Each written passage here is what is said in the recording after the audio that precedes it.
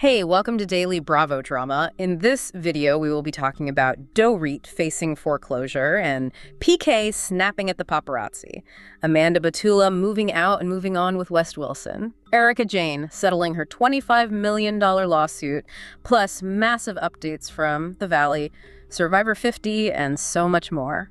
We'll cover everything coming up in this audio. Hey, this is Delilah. Hey, this is Fahai. Welcome to Reality TV Audio Podcast, where we break down the latest in reality TV every day. And if you are looking at today's stack of sources, you're basically holding like a masterclass in how reality stars are they're losing control of their own storylines. Yeah, totally. And just to set the stage for you guys listening, the goal today isn't to, judge anyone's character or hand out moral lessons or anything like that. Right, exactly. We are just here to examine the raw mechanics of these situations.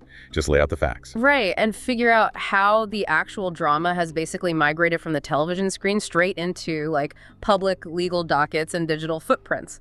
Yeah, because that is the central tension we are seeing across the board right now. Mm. I mean, the polished narrative of a television show, it just simply cannot compete with the raw data of a court filing or a forensic financial trail. You know? It really can't. And if we want to look at how the machinery of wealth and liability actually operates, like on camera versus off camera, we really have to start with the staggering numbers coming out of Beverly Hills. I mean, the discrepancy there is massive. The most viral news hitting our desks right now is that Dorit Kemsley's $6.5 million Encino home was scheduled for auction. Wow. Yeah.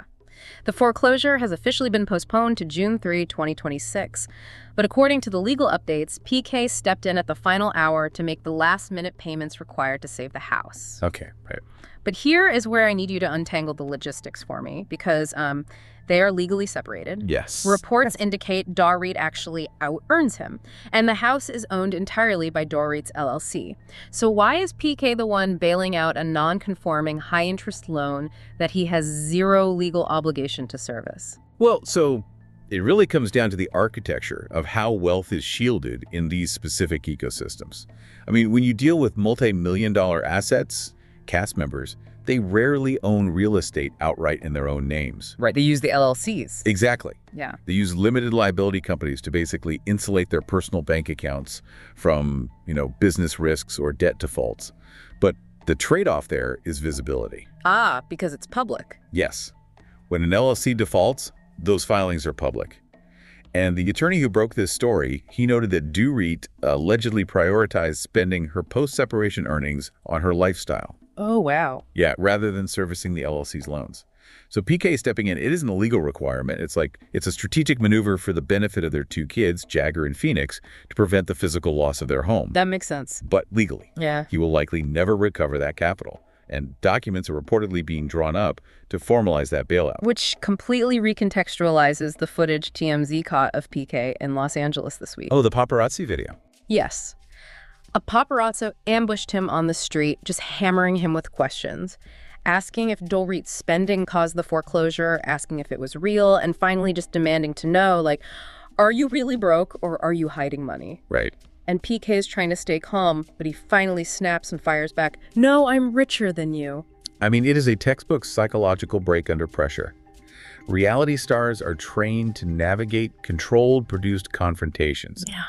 But a paparazzo cornering you about a public financial default. Yeah, there's no script for that. Exactly. It strips away the production safety net. His response wasn't a denial of the LLC's mechanics. It was a defensive reflex to reassert his status hierarchy. That is so true. And speaking of complex financial mechanics, Erica Jane just settled her $25 million lawsuit right before the trial was set to start. It's right under the wire. Yeah, and this was the suit brought by the bankruptcy trustee over money her estranged husband allegedly funneled into her businesses. But the mechanism of how this ended is just wild. Well, a third-party company bought this lawsuit from the original trustee for $2 million. So she didn't settle with the trustee, she settled with the litigation finance firm. Oh, wow. That is a phenomenal example of risk arbitrage in the legal system. Right. I mean, a third party looks at a $25 million claim, evaluates the staggering cost and, the unpredictable nature of taking a high-profile reality star to trial, and they basically offer the trustee $2 million in guaranteed cash to take over the risk. So they're basically gambling. Absolutely. Yeah. The third party is betting they can squeeze a settlement out of Erica that is higher than $2 million, turning a profit without ever stepping foot before a judge. That is wild. And because the final settlement amount she agreed to pay them is entirely sealed, the public and the Bravo audience honestly will never know if she paid $3 million or $20 million. It is such a brilliant, opaque maneuver. But before we shift gears, we have to touch on Amanda Francis. So she hasn't been formally asked back for season 16 yet, stating the show demands too much time away from her business. But she went on the offensive regarding two major storylines. Which ones? Well, she called out Dorit for suggesting Amanda weaponized her late son's death to escape the reunion hot seat. And she directly addressed Bazoma, calling her business a cult. Oh, the cult comment. Yeah, Amanda basically leaned into it, saying she felt Boz used the word cult because Boz couldn't dismantle the actual business model. You know, reclaiming a pejorative term is a classic public relations tactic. Oh, for sure. I mean, instead of defending against the accusation, she just neutralizes it by adopting it. She essentially says, like, if this is a cult, look at how successful and happy my clients are.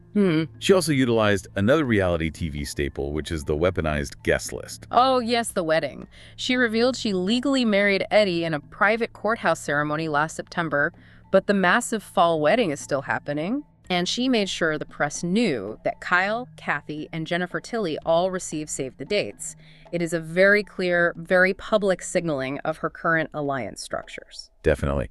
And, you know, if Beverly Hills demonstrates how wealth and alliances are shielded behind LLCs and sealed settlements, this next stack of sources shows us what happens when the courts forcefully pull back the curtain. Which brings us to the actual courtrooms, custody battles, and major cast exits. Think of reality TV controversies like a high-stakes poker game. Okay, like that. Normally, the cast members are just bluffing with their lifestyles, you know, trying to outmaneuver each other with crafted narratives. But public court documents, that is the moment the legal system forces you to flip your cards face up on the table for the entire world to read. That is a perfect way to look at it. And the cards currently on the table in Potomac are severe. I mean, Wendy and Eddie Osifo have an official trial date set for January 25th through the 29th, 2027. Which is so far away. Right, but they are facing serious insurance fraud charges. They are accused of staging a $450,000 burglary at their Maryland home while vacationing in Jamaica. And the logistical details the prosecutors are alleging are wild. They claim that many of the designer items reported stolen had actually been returned to stores for refunds before the trip to Jamaica even happened. Wow. Yeah. And during a recent hearing, prosecutors revealed they found 67 credit and debit cards in the couple's wallets. That includes a Chanel wallet that was listed on the original stolen property report. Like, how does someone even manage 67 credit cards? Well, from an investigative standpoint, prosecutors use that kind of volume to establish financial distress or complex debt shuffling as a motive for fraud. Oh, that makes sense. Right, and the judge agreed with the state's logic, granting them the ability to subpoena 8 years of the Osifos' financial records. They are looking for the paper trail that proves the motive. And honestly, the most surreal element of this entire legal proceeding is that Bravo filmed Wendy and Eddie arriving at the Carroll County Circuit Court. I saw the photos. She is in a bright yellow pantsuit. And Christian Louboutins, he is in a tailored suit with a Burberry tie, just walking into a criminal fraud hearing while camera crews get the B-roll. It creates such a bizarre dissonance. I mean, they are facing a process that could dismantle their lives, but they are still fulfilling their contractual obligations to perform that crisis for an audience. It's unbelievable. Oh, and speaking of audiences, quick shout out to our listener, Reality Junkie 99, who messaged us this morning. Shout out. They pointed out how strange it is that we are all tracking actual trial dates, like 2026 foreclosures and 2027 fraud trials, the same way we used to track season premiere dates. They are completely right. You are totally right, Reality Junkie 99. The calendar of reality TV is now dictated by the judicial system, and that includes family court. Over in Orange County, Gina Kirschenheiter's fiancé, Travis Mullen, was just awarded primary physical and legal custody of his 3 kids. Right, which resolves a highly contentious, protracted battle with his ex-wife, Megan. The court order signed on May 13th mandates that Megan receives visitation with their daughters and supervised visits with their son. Okay. But the critical mechanism in this ruling is the requirement for Megan to submit to ongoing drug and alcohol testing. Yeah, because the court documents cite a history of missed drug tests from Megan and issues with one of the children missing a significant amount of school, which, to be fair, are claims she has denied. Right.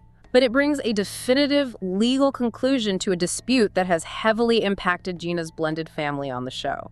It also highlights the threshold where the reality show environment just becomes too much to bear, which perfectly transitions to Margaret Joseph's finally explaining her exit from Real Housewives in New Jersey. Oh, yes. She went on the record to clarify that her departure wasn't solely about her conflicts with Teresa Giudice or Luis Ruelas. Right. She acknowledged the dark situations involving Luis, who allegedly wished suffering on her son, but she pointed to the overarching toxicity of the entire ensemble. She even admitted that returning for season 14 was a mistake for her own sanity. Yeah, and if you look at the life cycle of a reality TV show, a toxic environment mechanically breaks down the cast over time. It really does. When the primary mode of interaction shifts from aspirational drama to psychological warfare, the veterans eventually calculate that the paycheck no longer covers the mental toll. Exactly. And sometimes the drama doesn't even need a camera. It just needs an internet connection. Look at Salt Lake City. Oh, the Lisa Barlow drama. Yes. Lisa Barlow publicly called out Bronwyn Newport's lies regarding her rumored split from boyfriend Brandon Good. Lisa posted a comment telling fans, "Get Brandon's side of the story because I've already heard her lies," and then immediately deleted it. See, the rapid post and delete is a calculated modern architectural tactic in reality TV. By posting it, she ensures it gets screenshotted by fan accounts and enters the public discourse. But by deleting it, she maintains plausible deniability and doesn't have to manage the fallout on her own feed. It seeds the narrative for season 7 perfectly without leaving a permanent footprint. It's so smart. We just talked about how court documents and screenshots force a narrative onto cast members. But what happens when cast members try to force their own timelines and the viewers start doing the math? Oh boy. Let's dive into the crossover chaos between Summer House and In the City. Because in the preview for the new spinoff, Amanda Batula tells Kyle Cook she is packing up and moving out. Right. She calls it a month-long vacation to give them space to date each other again. Yeah, she even grabs her sneakers and jokes, "Just in case I need to run away from you." I mean, it is a devastating moment for Kyle, but the logistics surrounding this separation are under intense scrutiny. Because reports are confirming that Amanda and Wes Wilson are getting incredibly serious. Very serious. They have been photographed walking dogs together in New York City, looking thoroughly domestic. And sources confirm that Wes took Amanda home to Missouri to meet his parents back in May. Okay, here is where I have to push back on the narratives they're selling. Let's hear it. West has vehemently insisted on podcasts that there was absolutely zero timeline overlap between his romance with Amanda and their respective breakups. But if you are looking at the timeline with me at home, the math is incredibly tight. It really is. Amanda tells her husband she is moving out for a temporary vacation, and by May, she is already flying across the country to meet a co-star's parents. That is a phenomenally compressed timeline to go from a marital separation to bringing a new partner home to the family. Yeah, the optics invite intense skepticism. The speed of that transition disrupts the established social ecosystem of their friend group, particularly regarding Amanda's friendship with Ciara Miller, who, dated Wes the previous year. Oh, absolutely. And that tension is just radiating through the newly released Summer House reunion footage. Carl Racky admits on camera he's a mess. West explicitly states he is dreading having to clear up the rumors. Yeah. And Amanda notes how isolating it feels to be sitting on the opposite side of the couch from Kyle. But the most explosive crossover claim comes from Lindsay Hubbard on In the City. Oh my goodness, yes. She claimed that Danielle Oliveira gave Carl Radke a hand job in the back of an Uber a week after Lindsay and Carl broke up, way back in season 4. That is just wild to drop in. All right. Danielle's representative immediately fired back, calling the claim baseless and damaging.